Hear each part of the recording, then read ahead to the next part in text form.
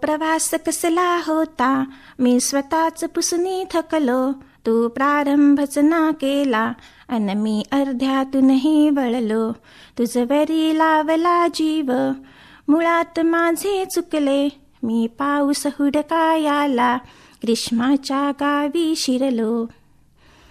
तो प्रवास कसला होता ही कवी संदीप खरेंची प्रसिद्ध गझल आहे. मानवी स्वभावातील विरोधाभास उलगडून दाखवणाऱ्या या गझलेतून प्रियकर प्रेयसीच्या स्वभावाची झलक दिसते. प्रियकराला सोडून जाणाऱ्या स्वभावातला कवी ग्रीष्माची उपमा देतो. विरहाचा दाह हा ग्रीष्मातील दाह एवढाच चालणारा आहे, तगमग वाढवणारा आहे. म्हणूनच कवीने या गझलेतून प्रियकराचे मन प्रेमरूपी पावसाच्या सरींना शोधताना विरहाच्या ग्रीष्मात पोचलंय असं सुचवलं आहे. ग्रीष्म ऋतू म्हणजे उन्हाळा, उन्हाळा, पावसाळा, हिवाळा असे 3 मुख्य ऋतू आहेत. लहानपणी संध्याकाळी पर्वच्या म्हणत असताना घोकमपट्टी करून घेतली जायची, अगदी तालासुरात. मराठी महिने 12, ऋतू 6, चैत्र वैशाख वसंत ऋतू, ज्येष्ठ आषाढ ग्रीष्म ऋतू, श्रावण भाद्रपद वर्षा ऋतू, आश्विन कार्तिक शरद ऋतू, मार्गशीर्ष पौष हेमंत ऋतू, माघ फाल्गुन शिशिर ऋतू अशीच काहीची चाल आणि लय असायची. सणांची सांगड घालून केलेली ही विभागणी मराठी महिने लक्षात ठेवण्यासाठी उपयोगी पडते. आपोआपच ऋतूंची सणांची घातलेली सांगडही लक्षात येते. चैत्र महिना येतो तो पाडव्याचा सण घेऊन, नवचैतन्य, मराठी वर्षाचा प्रारंभ. चैत्रातील पाडव्यानंतर वैशाखातील अक्षय तृतीया येते आणि हळूहळू उन्हाचा ताण वाढल्याची जाणीव होते. वसंत ऋतूतील आल्हाददायक वाटणारं ऊन तापायला लागतं, वातावरणातील गरमपणा जाणवायला लागतो आणि आगमन होते ते ग्रीष्म ऋतूचे. ग्रीष्म ऋतूला उन्हाळा म्हणूनही प्रचलित नाव आहे. ग्रीष्म ऋतू म्हणजेच वसंत ऋतूनंतरचा आणि वर्षा ऋतूच्या आधीचा कालावधी. वसंत ऋतूनंतर हळूहळू वाढत जाणारी उष्णता ग्रीष्म ऋतूत अधिकाधिक तीव्र होत जाते. घामाच्या धारा वाहू लागतात, जीवाची काहिली होते. म्हणूनच उन्हाळा आला, तब्येत सांभाळा, पाण्याला जवळ करा असे म्हटले तर वावगे ठरणार नाही. आधुनिक कॅलेंडर पद्धतीप्रमाणे साधारणपणे एप्रिल ते जूनपर्यंतचा कालावधी समर म्हणजेच उन्हाळा म्हणून प्रचलित आहे. ग्रीष्म म्हटल्यावर आपल्या डोळ्यासमोर येतं ते कोरडी पडलेली, भेगाळलेली वृक्ष अशी जमीन आणि पावसाच्या प्रतीक्षेत असणारे झाडेवेली. पावसाच्या एका थेंबाने चातक पक्षी आपली तहान भागवतो. तसेच ग्रीष्मातल्या उन्हाने तापलेली वसुंधरा पावसाच्या थेंबाने सुखावून जाते, तृप्त होते, गारवा अनुभवते. गरम मातीवर पडलेल्या पावसाच्या थेंबाने ओल्या मातीचा सुवास सगळीकडे पसरलेला असतो, गारव्याची झुळूक देऊन जातो. पण उष्णतेचा हा ऋतू खरंच एवढा त्रासदायक आहे का? तर नक्कीच नाही. हा ऋतूही विशेष गुणांनी नटलेला आहे. घामाच्या धारांनी त्रस्त असलेले आपण उष्म्याने हैराण झालेले या ऋतूच्या गुणांकडे दुर्लक्ष तर करत नाही होत ना. आला शिशिर संपत, पान गळती सरली, ऋतुराजाची चाहूल झाडावेली ना लागली, देवचा पहा पहाना अंगोपांगी बहरला. आठवले का या काव्यपंक्ती? या काव्यपंक्तीप्रमाणेच वसंत ऋतूत सारे वृक्षवेली पानाफुलांनी बहरलेले असतात, नजरेला सुखद क्षण देतात. वसंताची इवली इवली पावलं उमटत असतात. याची खूण असते ती टपोरी नाजूक फुटलेली पालवी, मधूनच डोकावणारे वाऱ्याने हलणारे पालवीचे कोंब. जशी नववधू हिरवा साज लेऊन सकाळीच अंगणात यावी अगदी तशीच. ग्रीष्माची चाहूल लागते ती गुलमोहराच्या बहराने. त्याच्या लाल भडक सड्याने पायवाटा व्यापू लागलेल्या असतात. जणू काही वर्षाराणीसाठी म्हणजेच पावसाळ्यासाठी बरं का रेड कार्पेट्स अंथरलंय असा भास व्हावा. मोगऱ्याचा दरवस सर्वत्र व्यापलेला असतो, आसमंत सुगंधित झालेला असतो. गावातल्या परसबागेत जास्वंदीच्या फुलांनी लाली चढवलेली असते. मध्ये येणाऱ्या वाऱ्याच्या झुळकेबरोबर पिवळे धमक झेंडू डोलत असतात. स्वागतासाठी फुलांनी बांधलेले झेंडूचे तोरण वाटावे अशा दिमाखात मिरवत असतात. घरातला देवारा याला अपवाद कसा बरं असेल? रंगीबेरंगी फुलांनी सजलेला देवारा वातावरण प्रसन्न करतो. यासाठी रंगीबेरंगी फुलांची आरास सज्ज असते. ग्रीष्म ऋतूत गुलमोहराबरोबर बहावा वृक्षही बहरलेला असतो. गुलमोहर आणि बहावा बहरलेला बघताना डोळ्याचे पारणे फिटते, नकळत शब्द उमटतात. बहावा काय बहरलायस अगदी सुंदर. बागबगीच्यामध्ये रस्त्याच्या कडेला बंगल्यांच्या आवारात बहावा आढळतो नव्हे तर तो प्रेमाने जोपासलाही जातो बरं का. ग्रीष्मातील दाहकता गुलमोहर व बहावा कमी करण्यासाठी तयार असतात, ते त्यांच्या बहरण्याने.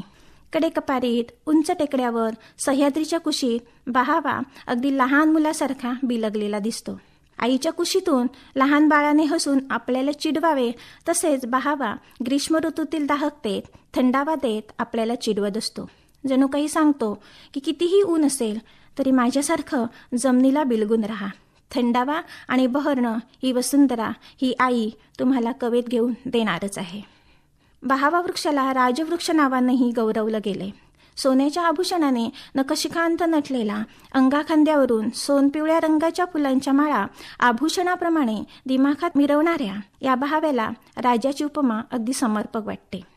नाजूक लहानसा असा हा वृक्ष काही ठिकाणी डेरेदार रूपातही दृष्टीला पडतो. अशा या बहाव्याच्या शेंगांमध्ये औषधी गुणधर्म असल्याने आयुर्वेदातही बहावा भाव खाऊन जातो. बहाव्यासोबत जोडीदार म्हणून मिरवतो तो गुलमोहर. ग्रीष्म ऋतू, बहावा व गुलमोहर असे समीकरणच दृष्टीला पडतं. गुलमोहराची नजाकत काही औरच असते. उन्हाळ्यात या झाडांची सुंदर हिरवी पोपटी रंगाची नाजूक पालवी नयन मनोहर दिसते. लाल किरमिजी तर कधीतरी नारिंगी रंगाच्या फुलांनी बहरलेला हा वृक्ष आणि हिरवी पोपटी रंगाची पालवी याची रंगसंगती पाहून डोळे दिपून जातात. तलवारीच्या आकाराच्या शिंगा अधेमध्ये टोकावताना दिसतात. तलवारी हातात घेऊन सैनिक उभे असावेत असाच काहीसा भास निर्माण होतो. गुलमोहराचे सौंदर्य उद्यानात, रस्त्याच्या कडेला, बंगल्यांच्या आवारात दृष्टीला पडते. उन्हाळ्यात पुष्पसौंदर्याची रंगपंचमी साजरी करायला देवचाफा, पिवळ्या रंगाचा पेट्रोफोरम, निळा जांभळा नीलमोहर, नारिंगी फुलांचा सिल्वरोक असे वृक्षही सज्ज असतात. पणशी, शिवण, गेळा, कळम, आईन, अशोक, धामण यासारखे वृक्षही आपापल्या परीने पांढरट फुलांनी वेगळेपणा दाखवत उन्हाळा सुखावं करण्यास तयार असतात. आपल्या जिभेचे चोचले पुरवण्यासाठी फळफळावळही मागे कशी राहील बरं. निसर्ग आपल्याला दोन्ही हातांनी देत असतो. देता किती घेशील दोकराने अशीच आपली अवस्था यावेळी होते, नाही का. करवंद, करमल, फणस, काजू, कलिंगड यासारखी फळं रसना तृप्त करतात आणि उन्हामुळे होणारी काहिली सुसह्य करतात. आंबापोळी, फणसपोळी खायला मिळावी म्हणून गावातील अंगणात या फळांच्या रसाने नटलेली ताटं शोभा वाढवतात. अंगणात वाळणारा लाल भडक कोकम रांगोळीचा भास देऊन जातो. पापड, कुरड्या, आंब्यांच्या फोडी यासारखे पदार्थ अंगणात दाटीवाटीने बसलेले असतात. पावसाळ्याची बेगमी करण्यासाठी त्यांच्यात जणू चढाओढच लागलेली असते असं वाटून जातं. उन्हाळा म्हटला की रेलचेल होते ती मन मोहणाऱ्या खाद्यपदार्थांची. या ऋतूतील मुख्य आकर्षण म्हणजे फळांचा राजा म्हटला जाणारा आंबा. या फळाचं लहानापासून थोरापर्यंत साऱ्यांनाच वेड असतं. याच्या नानाविविध प्रकारच्या पदार्थांमुळे जिभेचे भरपूर लाड करता येतात. कच्च्या कैरीचं पन्ह, खोडकर बालकांनी दगडाचा नेम धरून पाडलेल्या तिखट मीठ लावलेल्या कैऱ्याच्या फोडींची चव तर काही औरच. आलं ना तोंडाला पाणी. गोव्यात केला जाणारा एक खास प्रकार म्हणजे रायते, सासं.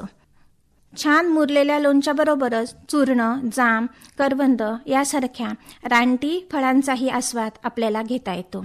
उन्हाळ्यात उष्मा वाढल्याने एरवी सहसा खाऊ न शकणाऱ्या अनेक थंडगार पदार्थांचा भरणा असतो. फळांचा रस, लिंबू सरबत, शहाळ्याचं पाणी, बर्फाचा गोळा, आईस्क्रीम आणि बरंच काही. ही यादी म्हणावी तेवढी लांबतच जाईल. सूर्यप्रकाशात डन जीवसत्व अधिक असल्यामुळे हाडे आणि सांधे मजबूत होतात. गेल्या काही वर्षांमध्ये नव्या संशोधनातून हे स्पष्ट झाले आहे की उन्हाचा उपयोग इतरही अवयवांच्या विकासासाठी तेवढाच आवश्यक आहे. उन्हामुळे मानसिक आरोग्यावरही प्रभाव पडून नैराश्य दूर होण्यास मदत होते. उन्हाळ्याच्या दिवसात सकाळी 10 वाजेपर्यंत किंवा संध्याकाळी 5 वाजल्यानंतर उन्हे अंगावर घ्यावीत. सूर्यप्रकाश जेव्हा डोळ्यावर येतो तेव्हा डोळ्यातील रेटिनाचा काही भाग सक्रिय होतो. त्यामुळे शरीरात सेरोटोनिन स्त्रवते. त्यामुळे एक प्रकारची सकारात्मक ऊर्जा शरीरात पसरते. त्यामुळे आपली मनोवस्था चांगली करते आणि आपल्याला आनंदी, उल्हासित वाटते.